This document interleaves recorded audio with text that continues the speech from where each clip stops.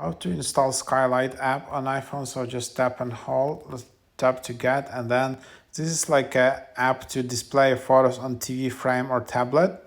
So this is not a Google Photos app or iCloud Photos. This is just like to display your photos easily in a nice way, and then just display it on the frames.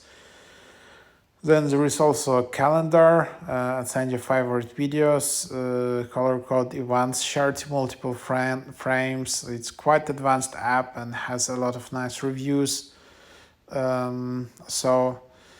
Yeah, but I think you need to have also like hardware device. You need to have like SkyLight frame, so it's not only the app. Or if you want to use your calendar, you can use SkyLight Calendar and also manage it from the app as well. So that's pretty cool device. So then yeah, you can just create your account.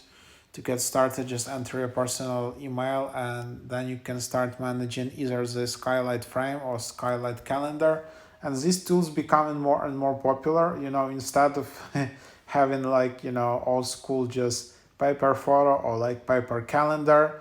You can have a really interactive calendar, just fitting nicely in your place. And yeah, it's quite a cool tool. So give it a try.